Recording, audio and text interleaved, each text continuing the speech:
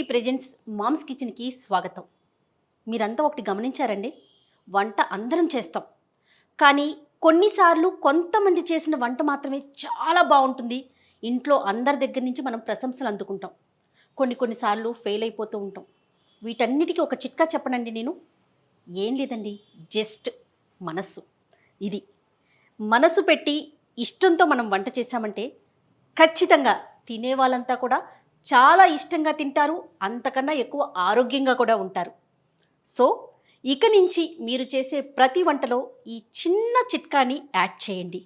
ఖచ్చితంగా మీరు ఇంట్లో ఉన్న అందరి ప్రశంసలు అందుకుంటారు. ఇవన్నీ మీకు పరిచయం చేయడం కోసమే సుమన్ టీవీ మామ్స్ కిచెన్ మీ ముందుకు వస్తోంది. పాత కొత్త రుచుల సమ్మేళనమే సుమన్ టీవీ మామ్స్ కిచెన్. మరి ఎప్పట్లాగానే రమ్మగారు రెడీగా ఉన్నారు. ఈరోజు వంటకం ఏంటో ఆవిడ మాటల్లోనే తెలుసుకుందాం. నమస్తే రమ్మగారు. నమస్తే జయ. రమ్మగారు, ఈరోజు ఏం డిష్ చూపిస్తున్నారు మాకు? అంటే రైస్ డిషే, పుదీనా రైస్ చేద్దాం. అయితే పుదీనా రైస్లో సింపుల్ అండ్ ఈజీగా అంటే మనం చెప్పేస్తున్నాం కదా స్పీడ్గా. పుదీనా వాడుకోవాలి, కొద్దిపాటి మసాలా దినుసులు, ఒక ఉడికిన ఆలు, అది కలుపుకుంటే పుదీనా రైస్ చేసేసుకోవచ్చు. ఆలులు ఉడికించినవి ఉంటే మనం కూర కోసం ఉడికిస్తాం, ఒక 2 ఆలులు పక్కన పెడితే ఒక రైస్ ఐటమ్ తయారవుతుంది. ఇది కూడా బాక్స్లో పెట్టుకోవచ్చు, ఈవినింగ్ స్నాక్గా ఇవ్వచ్చు, ఎలాగైనా సరే. మార్నింగ్ బ్రేక్ఫాస్ట్గా కూడా చేసుకోవచ్చు. ఆలు ఒకటి ఉడికించి ఉంటే సరిపోతుంది. రమ్మగారు, మొదలు పెట్టేద్దామా? ఎందుకంటే ఆకలి కూడా వేస్తోంది. ఇవన్నీ సుగంధ ద్రవ్యాలని ఇక్కడ పెట్టారు, మంచి వాసన వస్తుంది. దాల్చిన చెక్క వాసన ఆకలిని పెంచుతుంది. ఓ ఓకే. కొంచెం ఈ పాత్ర వేడెక్కాక కొద్దిగా నూనె వేసుకోవటం. మామూలు జనరల్గా రైసులు చేసేటప్పుడు ఎట్లా చేస్తాము అలాగే ఇందులో మాత్రం మనం తాలింపు దినుసులు కాకుండా మసాలా దినుసులతో చేసుకుంటాం. ఇది కూడా బాగా ఎక్కువ మసాలా కాదు. ఇందులో మెయిన్ ఇంగ్రీడియంట్ పుదీనా. ఎంత ఫ్రెష్ పుదీనా ఉంటే అంత బాగుంటుంది. మనం బాల్కనీలో ఉన్న పుదీనా తెచ్చి వేసుకుంటే కొద్దిగా మోటార్లో అంటే చిన్న మన రాళ్ళు ఇవి ఉంటాయి కదా, చిన్న రోట్లో దంచేసి ఆ దంచిన దాన్ని కనుక వేస్తే ఫ్రెష్ వాసన వస్తుంది, చాలా బాగుంటుంది పుదీనా వాసన. కానీ చూడండి రమ్మగారు, ప్రకృతి ఎంత గొప్పది కదా. తనలో నుంచి వచ్చే ప్రతి వస్తువుని మన కోసం సృష్టించింది, జీవుల కోసం. దాన్ని మనం ఉపయోగించుకోవడంలోనే ఉంటుంది, అంతే కదా రమ్మగారు? ఆకు దగ్గర నుంచి ప్రతిదీ భూమిలో నుంచి వచ్చిందే మనం వాడుతూ ఉంటాం, ఒక ఉప్పు తప్ప. కరెక్ట్ చెప్పారు. అంటే నెక్స్ట్ జనరేషన్స్కి అందించే ప్రయత్నంలో మళ్ళీ వాటిని మనం పెంచడంలోనే ఉంటుంది. అదే, అంటే మనం వాతావరణాన్ని పాడు చేయకూడదు, మొక్కలను పెంచేందుకు మరి కొంచెం పరిస్థితులను బాగా చేసుకుంటూ ఉండాలి. దీనికి కూడా కొంచెం షాజీరా. ఓకే. ఇప్పుడు మనం ఒక గ్లాస్ రైస్ చేసుకుందాం అనుకో. గ్లాస్ రైస్ నేను జనరల్గా నా కొలత నేను చేయి చూపిస్తుంటాను కదా, ఆ సైజు గ్లాస్ రైస్కి మనం సరిపడా చేసుకుందాం. ఓకే. కొంచెం షాజీరా వేయటం. ఓకే. ఇది ఒక 1/2 స్పూను, అంతకంటే అవసరం ఉండదు.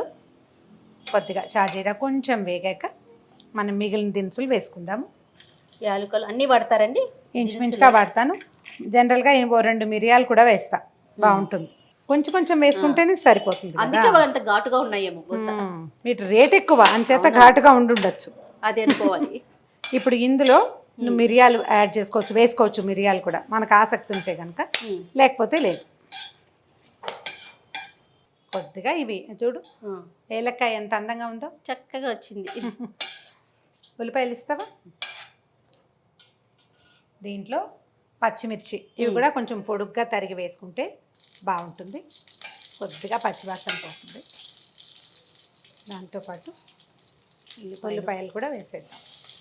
ఒక పెద్ద ఉల్లిపాయ కట్ చేసాము, అవే కదా వేసాం.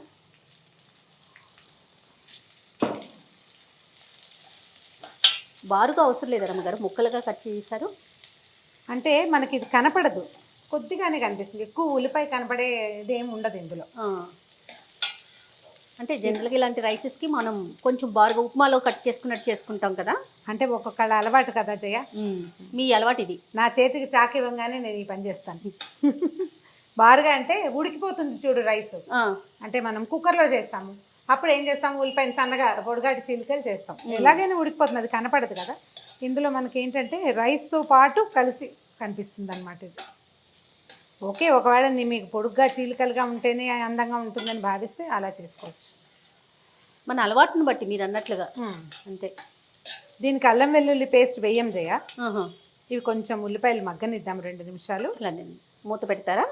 మూత పెట్టకపోయినా పర్వాలేదు, ఉల్లిపాయ మగ్గడానికి మూత అక్కర్లేదు. జనరల్గా కొంచెం చిటికెడు ఉప్పు చల్లితే క్విక్గా మగ్గుతాయి. నేను కొలత తెలియదని అనుమానంతో నేను పెద్దగా ఆ పని చెయ్యను. కాస్త మగ్గనిస్తాను నూనెలో. రమ్మగారు వేగినట్లుందండి. వేగిందమ్మా, నువ్వు ఆలు ముక్కలు ఇచ్చేసేయి నాకు. ఓకే. మీరు పుదీనా ప్లస్ ఆలు చూడకండి, నాకు ఒక డౌట్ వచ్చింది రమ్మగారు. పుదీనా రైస్లో ఆలు వేయటం నేను వినలేదు.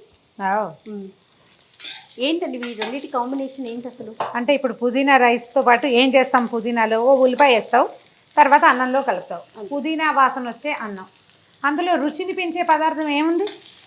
పుదీనా లేదంటారా? పుదీనా వాసనే కదా. అంతే. నీకు అన్నం తింటే ఫిల్లింగ్గా ఉండాలి. ఇప్పుడు టమాటా రైస్ చేస్తాము, అందులో టమాటాలు వేస్తాము. బిర్యానీ ఏదో వెజిటబుల్ బిర్యానీ చేస్తాము, కూరలన్నీ వేసుకుంటాం. పక్కన కూర లేకుండా తినాలి అంటే మనం ఇట్లా ఏదైనా వేసుకోవాలి. పక్కన ఇంకా కూర అక్కర్లేదు దీనికి. ఓకే. ఇది పిల్లల బాక్స్లో పెట్టామనుకో, ఓ కూర అన్నము 2 పదార్థాలు ఉన్నాయా, హెవీగా ఉంటుంది కదా. మరి ఇది హెవీ అవ్వాలంటే దీనికి ఇదే విధానం. ఈ రెండింటి కాంబినేషన్ ఓకేనా రమ్మగారు? బ్రహ్మాండంగా. అవునా? అందులో అనుమానం ఏమీ లేదు. ఇవి ఆలులు ఉడికించకుండా పచ్చి వేసామనుకో, మూత పెట్టి మగ్గిచ్చేసరికల్లా ఉల్లిపాయ కూరలాగా తయారవుతుంది. ముక్కలు కచ్చకచ్చలాడతాయి, ఫిల్లింగ్గా ఉండదు, ముక్క భావకంగా తెలుస్తుంది. ఇది ఆల్రెడీ ఉడికిపోయింది, మృదువుగా ఉంటుంది. అన్నంతో పాటు సాఫ్ట్గా హ్యాపీగా వెళ్ళిపోతుంది. చాలా ఫిల్లింగ్గా ఉంటుంది, పొట్ట నిండుతుంది మనకి. ఓకే. ఓకే.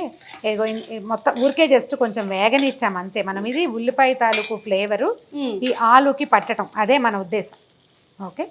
ఇప్పుడు మనం పుదీనాని కొంచెం దంచి పెట్టుకున్నాం కదా, పుదీనా వేసేది. పూర్తిగా పేస్ట్ లాగా చేయలేదు, ఎక్కువ పేస్ట్ చేయలేదు, కొద్దిగా ఒక 2 కట్టలు వేసారండి పుదీనా. 2 కట్టలు పుదీనా ఉంది. పుదీనాతో పచ్చడి కూడా చేసుకుంటా ఉంటాం గారు. పుదీనా పచ్చళ్ళు 3-4 రకాలు చేసుకోవచ్చు. అవును. పాత చింతకాయ పచ్చడి ఉంటుందా, దాంతో పుదీనా కలిపి పచ్చడి చేసుకోవచ్చు. చింతకాయ పచ్చడి విత్ పుదీనా వాసన, పాత ఉసిరికాయ పచ్చడి విత్ పుదీనా వాసన, పొట్టిగా పుదీనా నిల్వ పచ్చడి. నేను అంటే పుదీనాని కూడా వేయించి చేసే పచ్చడి ఒకటి, పచ్చి పుదీనాతో చేసుకునేది. మీరు పచ్చడిలో కొబ్బరి వేస్తారా? చేయను. కొబ్బరి పచ్చడిలో పుదీనా వేస్తాను. ఓకే. మేము పుదీనా పచ్చడిలో కొబ్బరి కూడా వేసి చేసుకుంటాం, పచ్చి కొబ్బరి, అదొక టైపు. అంటే నువ్వు దాన్ని పుదీనా పచ్చడి అంటావు, నేను దాన్ని కొబ్బరి పచ్చడి అంటారు.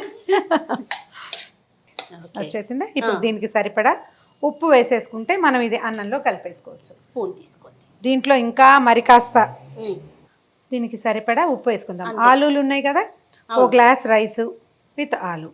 ఓకే. ఓకే.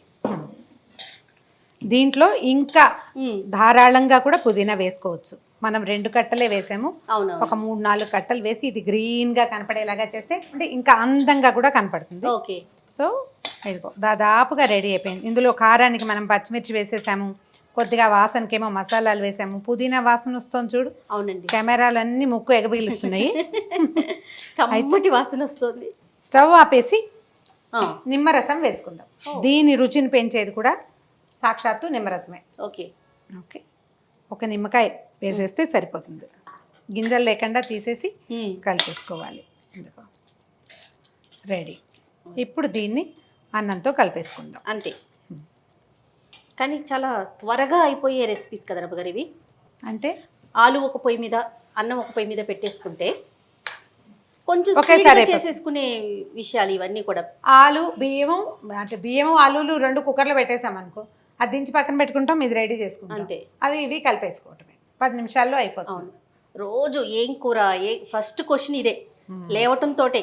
అదే కదా. టిఫిన్లు కూడా అవ్వక ముందు వచ్చే ప్రశ్న ఇదే రమ్మగారు. మరి మీ ఇంట్లో ఎలా ఉంటుందేమో కానీ ఈ రోజు ఏం కూర అంటే చాలా మంది ముందు రోజు రాత్రే ప్లాన్ చేసుకుంటారు. చెయ్య ఆఫీసులు ఉంటే తప్పదు కదా. ఆఫీసులు లేనప్పుడు, ఆఫీస్ లేకపోయినప్పుడు మనం బెండకాయ కూర చేయాలనుకో, అప్పటికప్పుడు తరుగుతూ కూర్చుంటే జిగురుగా ఉంటుంది. అవును. రాత్రే కడిగి ఆరబెట్టేసుకుని తరిగి పెట్టుకుంటే ఈజీగా ఉంటుంది. అవును.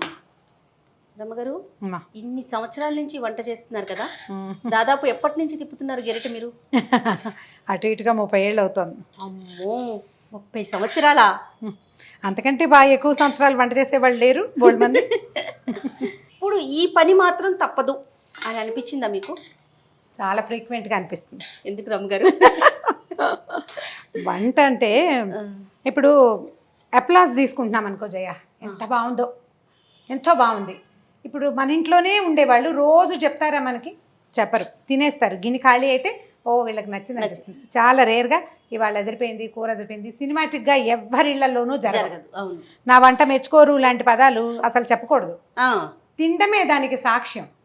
గిన్నె మనం కూర వండాం, కూర అయిపోవాలి, చారు పెట్టాం, ఇంచుమించు అయిపోవాలి, అన్నం అయిపోవాలి. పచ్చడి ఉందా నెయ్యి వేసుకుంటాను అని అవతల వాళ్ళు అడిగితే ఫీలింగ్గా ఉన్నట్టు మనం బాగా వండినట్టు. ఇప్పుడు అదే పని చేయగా కొంచెం చిరాకు వస్తుంటుంది. ఎవరైనా గెస్ట్లు వచ్చి అబ్బాయి కూర ఎదిరిపోయింది అలా అంటే మనకు పెద్ద ఉత్సాహంగా ఉంటుంది. అందుకని కొంచెం వారానికి 10 రోజులకి గెస్ట్లు వస్తుంటే ఇంట్రెస్టింగ్గా ఉంటుంది. ఓకే. మీరు అట్లా ఫీల్ చేసుకుంటారా? అంటే మరి నా గెస్ట్లు కొంచెం ఎక్కువగానే ఉంటారు జయ, ఎవరో ఒకళ్ళు వస్తూనే ఉంటారు. కాకపోతే నేనేం కొత్త రకాలు అవి చెయ్యరు, కొంచెం పాతకాలపు వంటే, చిన్న మార్పులు. ఇప్పుడు ఈ పుదీనా రైస్ ఉందా, ఇందులో ఇది వేయటం, ఆలు వేయటం.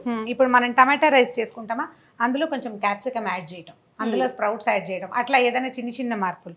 లేకపోతే మామూలుగా మొనాటనస్గా ఒకే రకంగా ఉంటే బెండకాయ కూరలు వాటిలలో ఏం మార్పులు చేస్తాము, అవి అలాగే నడుస్తూ ఉంటాయి మొనాటనీతో.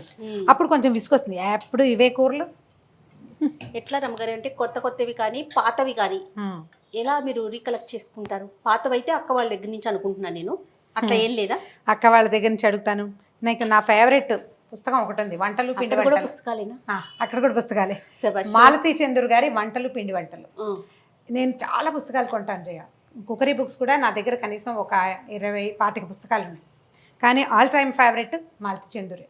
ఆ పుస్తకం చదువుతుంటే మన పెద్దక్కయ్య మన పక్కన కూర్చుని ఎలా చేయాలో చెప్తున్నట్టు. ఇప్పుడు నేను చెప్తే నువ్వేమంటావు, వంట కూడా భలే చెప్పారట, అలా చెప్తారు. చూడండి, మన బౌల్లో వేసేసుకుందాం.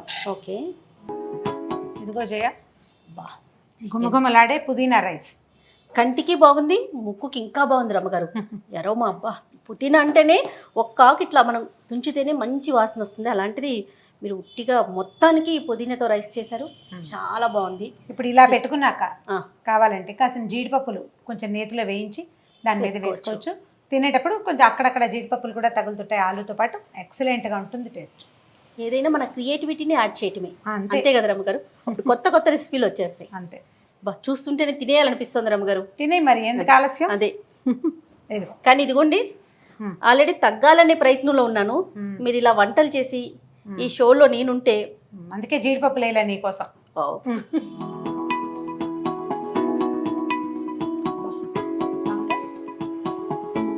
ఆలు వచ్చింది, ఎక్సలెంట్ అండి. అదే ఇప్పుడు ఇది హాఫ్ బౌల్ మనం బాక్స్లో పెట్టుకెళ్తే పూర్తి అన్నం తిన్న మనకి సంతృప్తి వచ్చేస్తుంది. ఈ టోటల్ రెసిపీలో స్పెషల్ ఏంటంటే ఆలుని రమ్మగారు, మీరు అన్నట్లుగా చాలా బాగుందండి. ట్రై చేసి చూడండి మరి. డెఫినెట్గా. థ్యాంక్ యూ అండి. Thank you Jaya. సో ఉడికించిన ఆలుతో పుదీనా రైస్ రెడీ అయిపోయిందండి. నేను ముందే చెప్పాను కదా మీ అందరికీ. సో మనసు పెట్టి మనం ఇష్టంగా తయారు చేసామనుకోండి, తినేవాళ్ళు కూడా చాలా ఇష్టంగా తింటారు, దానితో పాటు ఆరోగ్యంగా కూడా ఉంటారు మన కుటుంబ సభ్యులంతా. డెఫినెట్గా ట్రై చేయండి. ఇక ఈ వీడియో కనుక మీకు నచ్చినట్లయితే లైక్ చేయండి, షేర్ చేయండి. మరిన్ని ఇంట్రెస్టింగ్ వీడియోస్ కోసం మా ఛానల్ని సబ్స్క్రైబ్ చేసుకోండి.